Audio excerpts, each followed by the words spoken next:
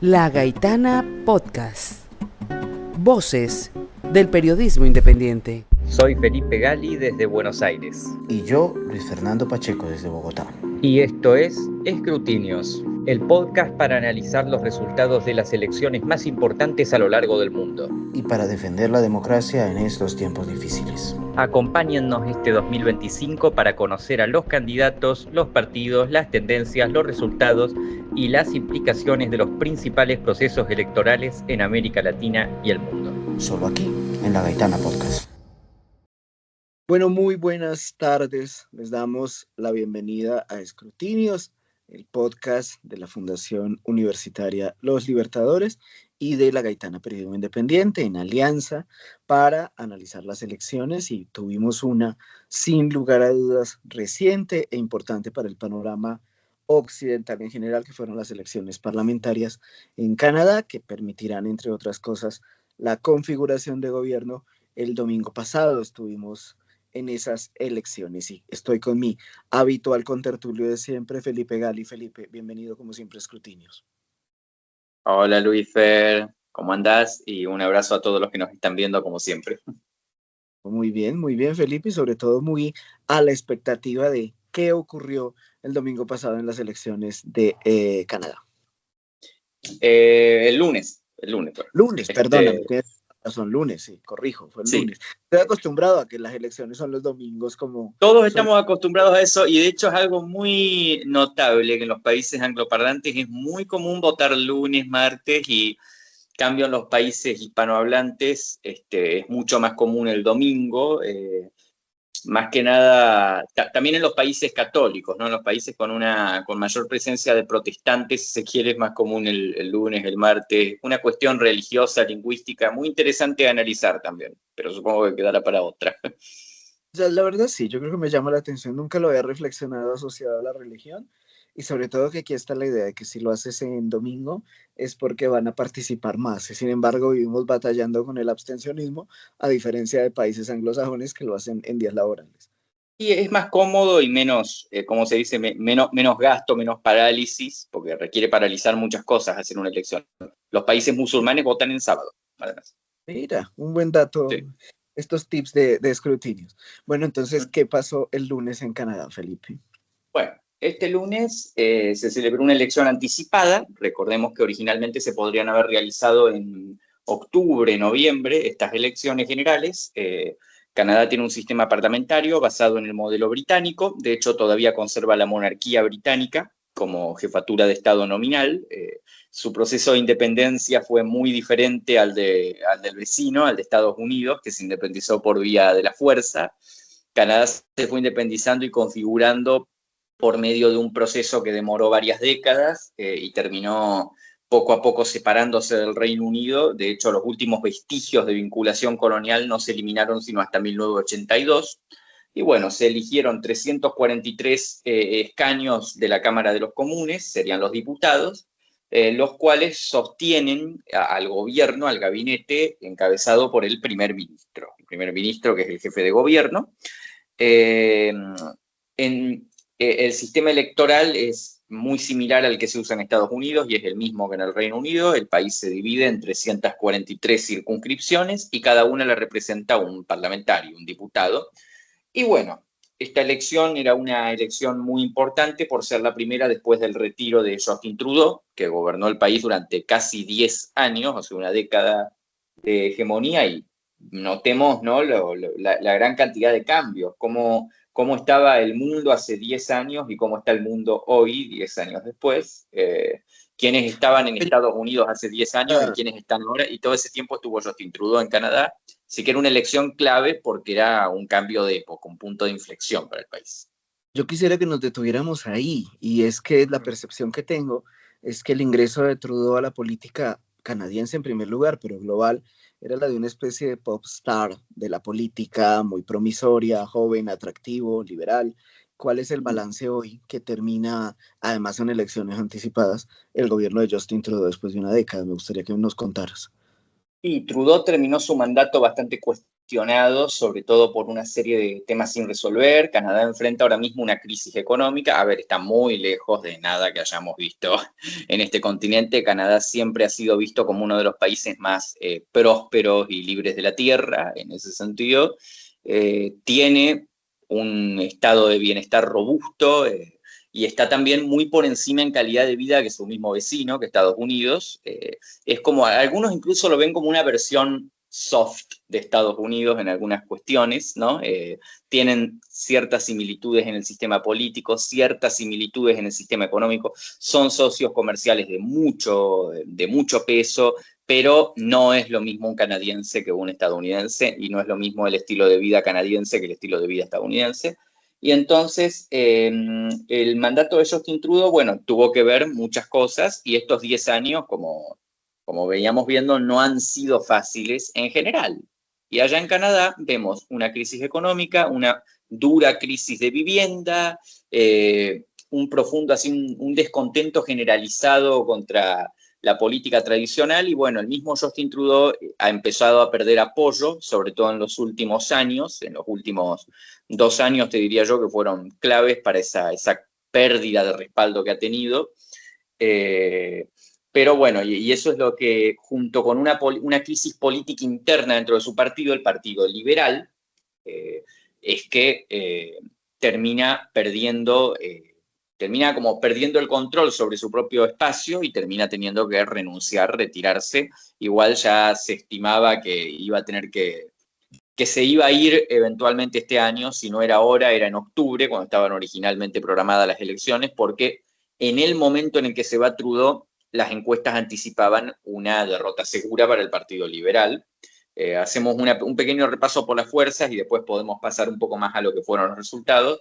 Recordemos que en Canadá hay un bipartidismo similar al estadounidense, o más bien al británico, entre el Partido Liberal y el Partido Conservador. Igual es un bipartidismo muy, muy local, ¿no? Con unas características muy locales. Los liberales han gobernado Canadá en innumerables ocasiones, son el partido que más tiempo ha gobernado el país, y son vistos como, algunos lo llaman el partido de gobierno natural de Canadá. Entonces la crisis que venían sufriendo los liberales era también muy destacable.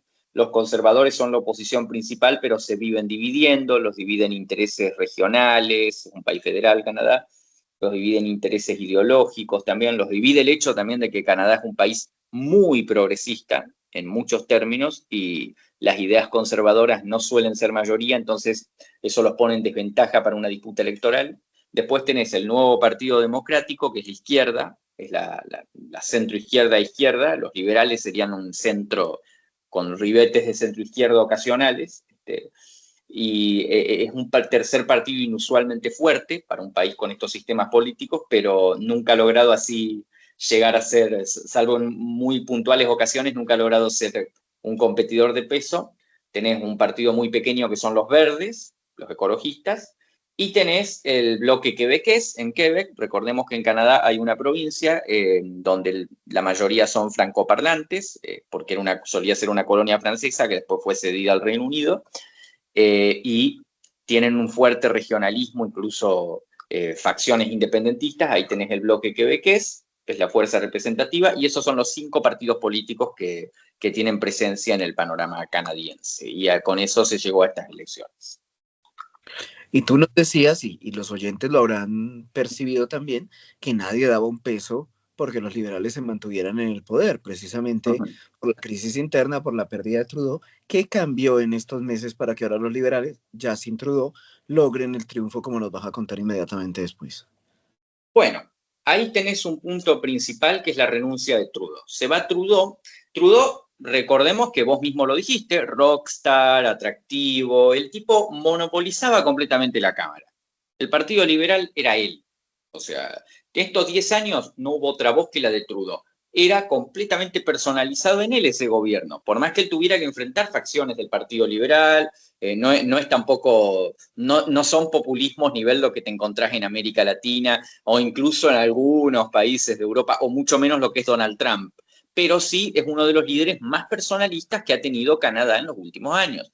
Entonces, cuando él renunció, buena parte del lastre del gobierno desaparece, porque si vos tenés personalizada la impopularidad de un gobierno, en la persona del primer ministro o del presidente, cuando éste renuncia puede ser que su partido recobre aire, porque cambia la cara con la que se asocia ese descontento.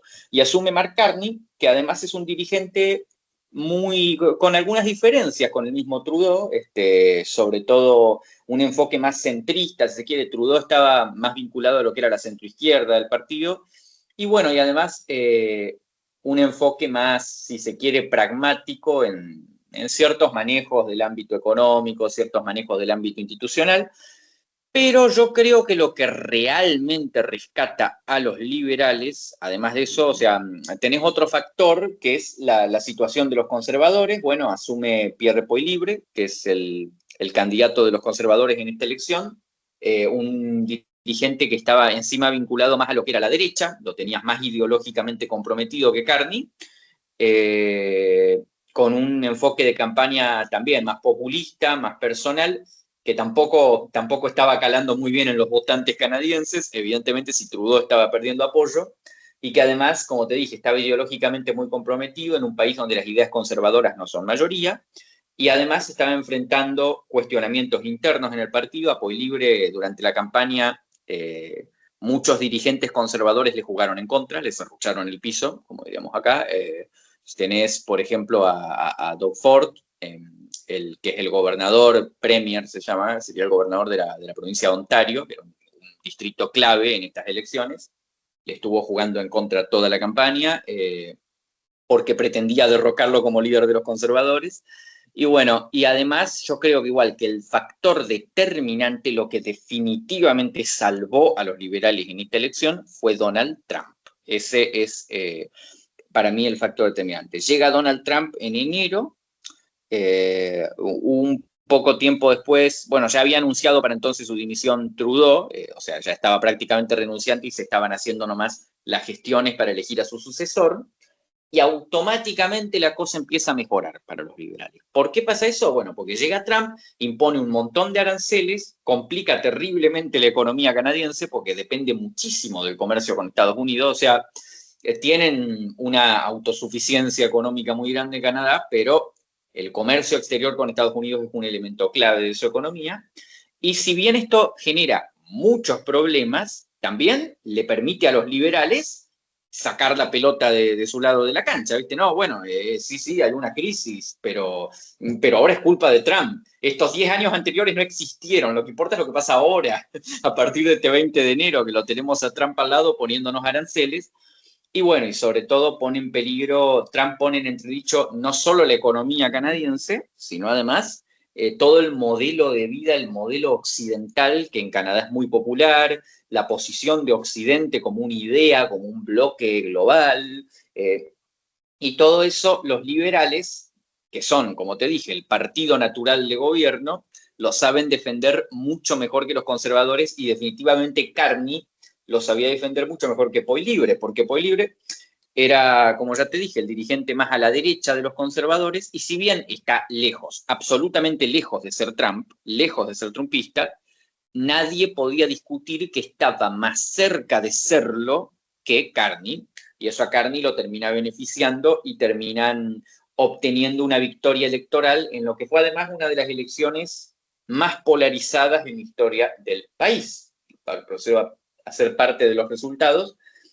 No logra una mayoría, en las últimas 2 elecciones tampoco la habían logrado los liberales, pero se queda 3 escaños nada más de lograrlas, 169 liberales, 144 conservadores, de 343, te estoy diciendo, los quebequeses 22, los nuevos demócratas salen diezmados, o sea, la izquierda salió diezmada, 7 escaños de 24 que tenía, pierden en casi todo el país.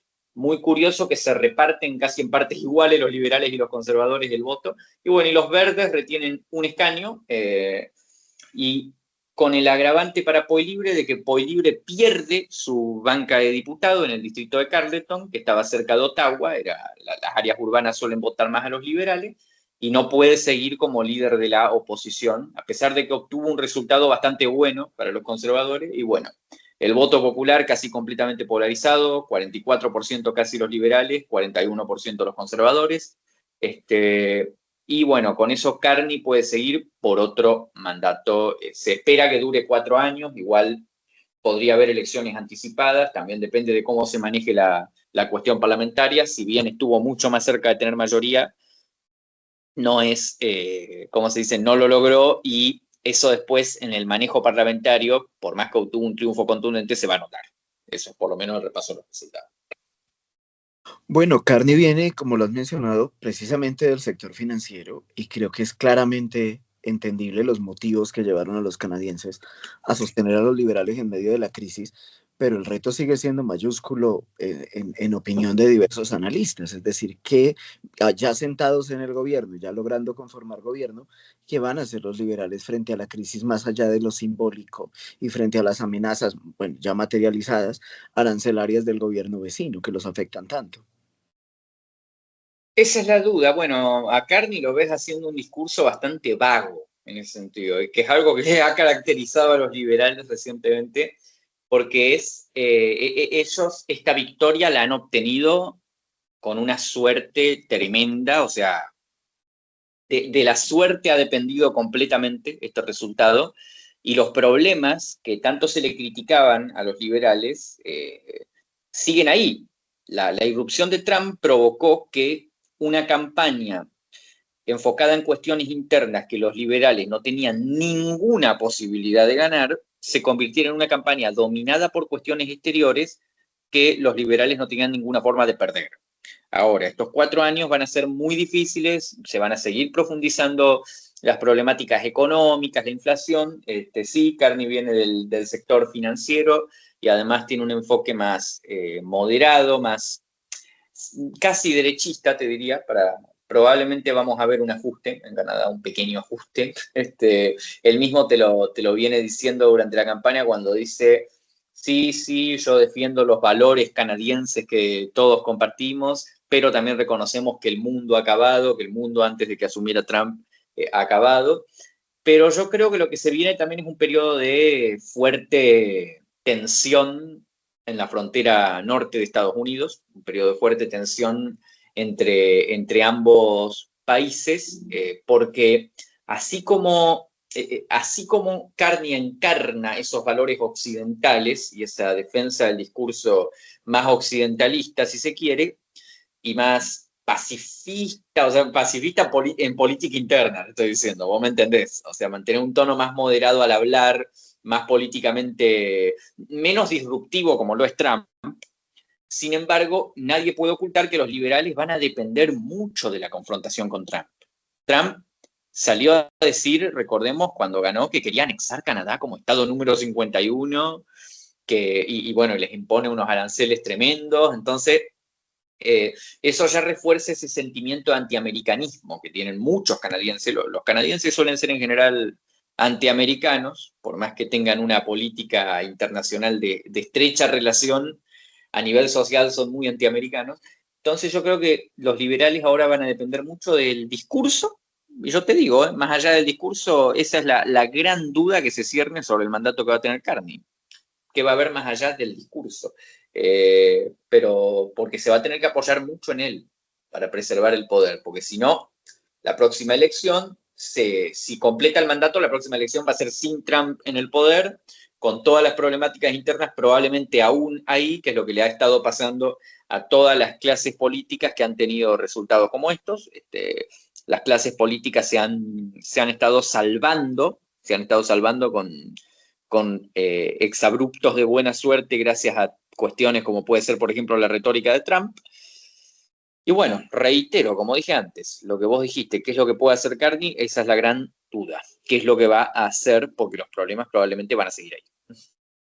Una de las particularidades de los mejores años de Trudeau, yo mencionaría probablemente la prepandemia y luego los años de la pandemia concretamente, era que vimos a un Canadá abiertamente involucrado en esa idea del liderazgo de Occidente. Lo veíamos muy en países de la Unión Europea, muy de la mano de Pedro Sánchez, de la misma Ursula von der Leyen, líder del bloque de la Unión Europea, habrá cambios en la política exterior, también tendremos un gobierno de Canadá más involucrado en esta idea de defender Occidente hoy de la misma amenaza que representan los autoritarismos de derechas, o tendremos un gobierno más concentrado en la política interna canadiense. ¿Tú qué expectativas tienes, Felipe? No, yo creo que los liberales van a enfocarse mucho en la cuestión exterior porque vemos que los discursos de Carney casi siempre incluyen una referencia a enfrentar a Trump.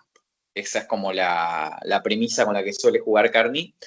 Obviamente hace mención a mejorar las cosas, a que haya cambios, a que tiene que haber cambios, pero es como si se entiende, como que el eje central del debate para el Partido Liberal ahora va a pasar por defender el proyecto occidental, y sí, que Canadá tenga un papel de liderazgo en lo que típicamente denominan el mundo libre, o sea, en lo que típicamente sería el bloque occidental, si es que eso sigue existiendo, pero bueno, en definitiva, entre esos países, Canadá está en excelente posición para adoptar una postura de liderazgo. Es el segundo país más grande del mundo en términos de extensión territorial, es la octava economía más grande, está al lado de Estados Unidos, no está territorialmente en Europa, así que no está comprometido, pero bueno, también tiene riesgos de amenaza claros, o sea, además de estar al lado de Estados Unidos, está al lado de Rusia, los separa un mar, un océano no muy grande, no hay una gran distancia, y bueno, yo creo que se van a enfocar, sí, reitero, en la defensa del proyecto occidental, pero bueno, hay que ver también cómo se desenvuelve la cuestión interna, cómo se desenvuelve la economía, qué medidas toman para combatir la inflación, qué medidas se toman para combatir la crisis de vivienda, porque eso también es un punto muy marcado, no solo en Canadá además, sino en todos los países de lo que sería el bloque occidental. Y bueno, y hay que ver cómo se llega a 2026, 2027, todos esos años críticos, sin que se fuerce a la convocatoria de elecciones anticipadas. Ese sería para mí como la batalla que va a tener que librar Carney en general. Yo creo que voy a preguntarte sobre un tema que es meramente especulativo, pero yo creo que en América Latina muchos ojos están centrados en ese aspecto, y es concretamente la política canadiense frente al tema de los migrantes. Canadá ha desarrollado una política exterior de lo que se suele llamar abierta a la migración selectiva, ciertas profesiones y ciertos sectores que dinamicen la economía y que el mercado, si se quiere, profesional y de oficios canadiense no le suministra. Y eso hace que buena parte, digamos, de migrantes latinoamericanos elijan Canadá, sobre todo familias, conocemos, en Colombia son múltiples los casos, de familias o profesionales jóvenes o oficios jóvenes que se instalan en Canadá y que en los últimos 10 años, bajo el gobierno de Trudeau, esas cifras se han multiplicado. ¿Tú crees que hayan eventuales cambios en esa política de abierta, de esa migración selectiva que le provee de ciertos sectores que el mercado, digamos, demográfico canadiense no les ofrece, o se mantendrá igual que en el último periodo, Felipe? En lo inmediato no se pueden esperar muchos cambios. Recordemos, como ya te dije, además la posición territorial de Canadá no se presta a que el tema migratorio termine cobrando un papel importante en el debate político. Lo que no molesta no es debate en política, y el tema migratorio, si bien hay sectores que lo están queriendo colar, realmente no van a tener tanto impacto. ¿Entiendes? O sea, sí hay una presencia importante de migrantes, sí hay algunas disrupciones que suele haber, ¿no? en esos países con una fuerte afluencia de migrantes, pero no está al nivel de Estados Unidos, no está a la frontera con México, y no está al nivel de Europa, que está al lado de los países islámicos. Si bien hay una presencia fuerte de latinoamericanos y también de musulmanes, hay migrantes musulmanes en Canadá, y si bien han surgido ya esos cuestionamientos, esos debates, muy incipientemente, yo dudo que cobren la fuerza suficiente como para que se genere un cambio en el periodo más inmediato. Esa sería por lo menos mi visión. Para mí, eso además le juega a favor a los liberales, porque suele remontar las ideas de derecha, suele remontar las ideas como la de Trump, el discurso antimigratorio, y por ahora no lo veo cobrando tanta fuerza. Reitero, está irrumpiendo, está llegando, es incipiente, pero en este periodo, por ahora, no la veo. Bueno, y si nos decías que a raíz de los cambios ya mencionados, pues el líder de los conservadores, pues Libre, sale del Parlamento al no haber obtenido una renovación de su curul. Se prevén también cambios en liderazgos en la oposición más fuerte que le hagan contrapeso al gobierno liberal. Todos los partidos sufrieron catastróficas crisis, o sea, en ese sentido, el candidato, el líder de los Nuevos Demócratas, Jagmeet Singh, también perdió su escaño. Uno de los líderes de los Verdes también perdió su escaño, la otra lo retuvo y fue la única, además de Carney, que quedó, fue la única diputada del Partido Verde y además la única líder de un partido, además de Carney, que retuvo su escaño parlamentario. Creo que el del bloque quebequés, además también fue el otro. Libre lo perdió y yo creo que eso también sí va a precipitar una batalla interna en el Partido Conservador porque Libre perdió el escaño. Perdió el escaño, pero bajo su liderazgo los conservadores tuvieron un aumento de más de 2 millones de votos y 24 escaños extra, de 120 pasó a 144. Entonces, nadie puede decir que ha sido un líder fracasado, sobre todo con tantos factores exteriores y hasta internos, te digo, con los grupos de los conservadores que le hicieron la interna a Libre, bastante bien le fue. Entonces, derrocarlo para esa facción opositora va a ser más difícil de lo que parece. Ahora bien, van a tener que poner otro a cargo de liderar la oposición en el Parlamento. Una posibilidad es que haya alguna renuncia o deserción. No, posiblemente una renuncia de algún conservador en un escaño muy hegemónico y le permitan a Libre disputar la elección complementaria en el sistema político canadiense. Cuando un parlamentario renuncia, se hace una elección complementaria para cubrirla por el resto del mandato, para que pueda volver al Parlamento y reasumir como líder de la oposición. Ahora bien, si es interna, si esa crisis interna en el Partido Conservador se acrecienta, podrían tener un problema, que es que se divida el partido. El partido se fundó fundamentalmente para oponerse al Partido Liberal, logró gobernar un tiempo con Harper y después no ha vuelto a ganar. Y eso ya empieza a provocar entredichos. Los conservadores ya se dividieron una vez después del 93, cuando salieron barridos por paliza, y estuvieron como una década divididos en 3, 4 partidos. Entonces, recordemos, reitero, es una federación de facciones regionales, los partidos políticos. En Canadá, a los liberales le dicen partido de gobierno natural porque son el partido nacional más unificado. En cambio, los otros se dividen por cuestiones provinciales, cuestiones rurales. Los conservadores son muy fuertes en el ámbito rural y los liberales en el ámbito urbano.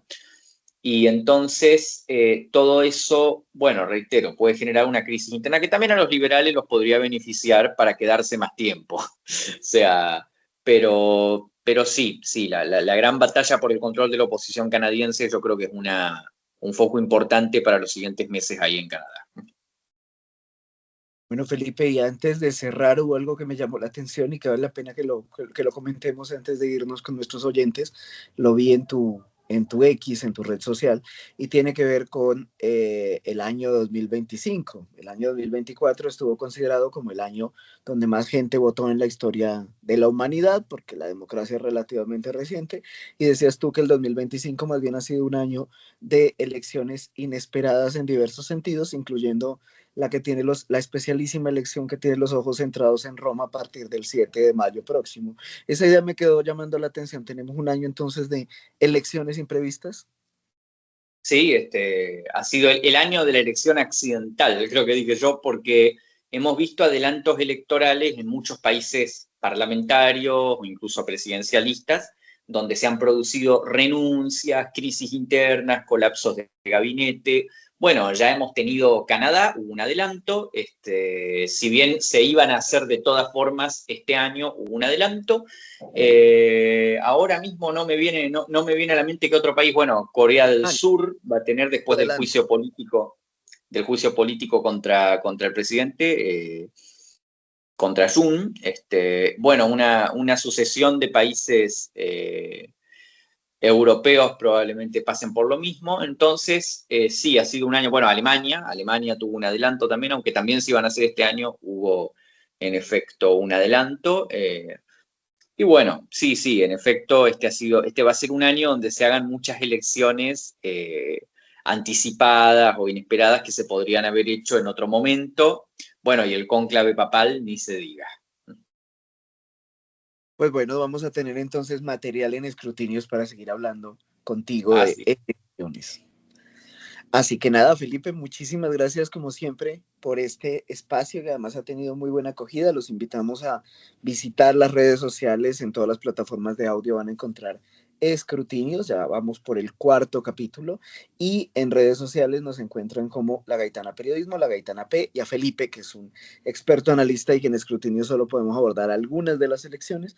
Pueden ver su trabajo completo, que es de verdad de lo mejor que yo he visto en habla hispana en sus redes sociales, que en X es @fescrutinios.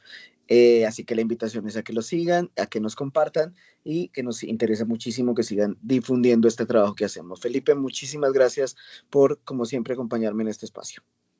Un abrazo, muchas gracias a todos los que nos están oyendo y buena suerte.